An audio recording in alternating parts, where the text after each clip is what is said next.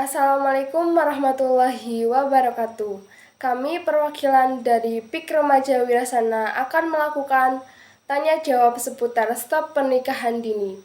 Sebelumnya, perkenalkan saya Alia Fardisa sebagai moderator. Kemudian di sebelah saya, boleh perkenalkan? Perkenalkan, nama saya Zun Musdalifah dan di samping saya ada. Halo, nama saya Dina Mustafir. Oke, langsung saja kita mulai ya tanya jawabnya. Untuk yang pertama nih, menurut Kak Dina, apa sih yang disebut pernikahan dini itu? Menurut saya, pernikahan dini itu adalah pernikahan dini yang dilakukan oleh kedua belah pihak, yang mana pihak laki-laki belum mencapai usia 19 tahun dan pihak perempuan belum bisa mencapai usia 16 tahun. Oke, apakah dari Kak Zuzun ada tambahan nih? Saya ingin menambahkan sedikit ya. Kalau menurut Undang-Undang Dasar, itu pernikahan itu umur 19 tahun untuk pria dan wanita untuk 16 tahun umurnya itu sudah legal ya. Tapi lebih idealnya, lebih baiknya dilakukan saat usia pria itu mencapai 25 tahun dan untuk wanita itu mencapai 21 tahun. Itu lebih idealnya. Oke, jadi itu ya untuk pengertian pernikahan dini. Untuk yang selanjutnya nih, apa faktor-faktor yang menyebabkan pernikahan dini itu menurut Kak Zuzun? Menurut saya faktor yang menyebabkan pernikahan dini itu yang pertama yang paling sering terjadi itu adalah faktor tentang lingkungan hidup ya. Lingkungan hidup yang sehat itu tidak akan mempengaruhinya. Sedangkan sekarang itu banyaknya faktor seperti media sosial, terus karena bisa jadi perjodohan.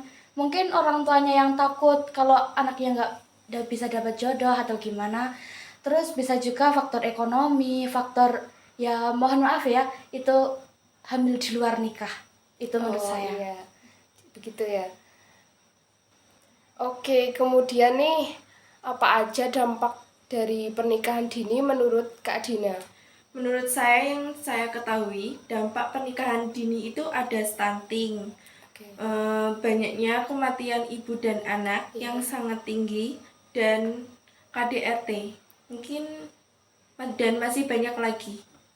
Apakah dari Kak Zuzun ada tambahan lagi? Saya ingin menambahkan sedikit dari dampak tentang pernikahan dini ya. Itu akan menyebabkan yang paling sering terjadi itu adalah perceraian di usia muda. Jadi nanti akan maraknya beredar seperti janda-janda muda itu. Karena angka pernikahan dini di usia yang sangat dini dan menyebabkan perceraian yang dini itu akan salah satu penyebabnya adalah minimnya ekonomi yang belum matang. Iya. Contohnya saja seperti pihak laki-laki dia belum lulus sekolah, belum mempunyai pekerjaan tapi sudah menikah, itu akan menyebabkan terjadinya perceraian karena ekonomi. Iya, jadi ekonominya belum mapan gitu ya. Iya. Terus udah nikah duluan. Iya, itu. Jadinya timbul permasalahan-permasalahan di Iya, rumah tangga gitu. seperti itu. Jadi banyak banget ya masalah yang timbul akibat pernikahan dini. Iya, Untuk benar. itu jangan sampai ya Jangan sampai. angka pernikahan dini di Indonesia ini meningkat, itu jangan sampai. Ya. Oke, lanjut ya. Tadi kan udah dijelaskan nih dampak dari pernikahan dini, ada stunting, ada KDRT, ada perceraian, terus ada kematian ibu. Kalau menurut Kak Dina tuh stunting tuh apa sih? Oke, menurut saya stunting adalah kondisi gagal tumbuh pada anak dari 1000 hari pertama kehidupan karena disebabkan oleh kurangnya gizi dan nutrisi pada anak tersebut. Oke, gitu. Kemudian kan ada angka kematian ibu nih. Apa sih yang dimaksud dengan angka kematian ibu dan kenapa bisa terjadi angka kematian ibu? Bisa dijawab oleh Kak Zuri.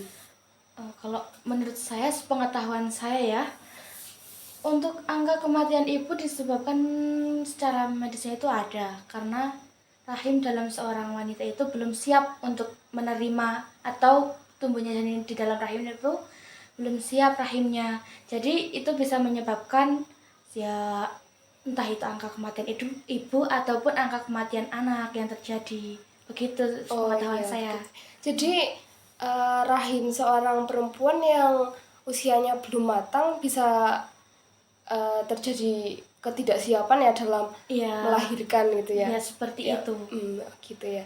Terus kemudian apakah ada lagi dampak dari pernikahan dini menurut kalian?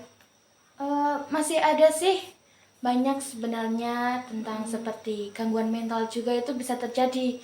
Kenapa? Karena gangguan mental ya itu karena dalam usia 19 tahun ya sampai 21 tahun itu masih usia remaja atau usia rentan, dimana usia remaja itu masih kita itu bisa dikatakan kemudian lah gitu. Iya. Jadi kita Labil kayak gitu ya? iya labil, jadi kayak dikit-dikit marah, dikit-dikit gini, dikit-dikit itu akan memicu stres yang berlebihan dan mengakibatkan kita bisa menjadi terkena Gangguan mental. Iya, seperti itu.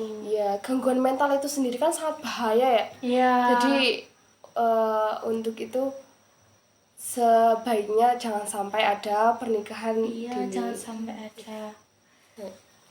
Oke, jadi kesimpulan dari Q&A atau podcast kita kali ini yaitu jangan sampai nikah muda gitu. Tahu sendiri kan tadi dampak-dampaknya banyak Iya, banget, banyak resikonya banyak banget. Jadi jangan sampai nikah muda. Kalau bisa malah justru nikah di usia yang ideal yaitu 21 tahun pada perempuan ya, iya. dan 25 tahun pada laki-laki. Oke, itu jadi apakah ada tambahan lagi untuk nasihat-nasihat kepada teman-teman semua supaya jangan sampai nikah dini? Dari Kak Zun atau Kak Dina bisa menyampaikan lagi? Ada. Kak Zin. Intinya itu jangan sampai menikah muda ya, karena kalau kita menikah muda kita juga sendiri yang rugi, dan juga kita juga harus jadi contoh bagi adik-adik kita gitu kan. Kalau kita menikah muda, generasi kita juga akan bagaimana gitu jadinya. Iya. Intinya Iya. jangan sampai kita menikah muda karena merugikan diri sendiri juga.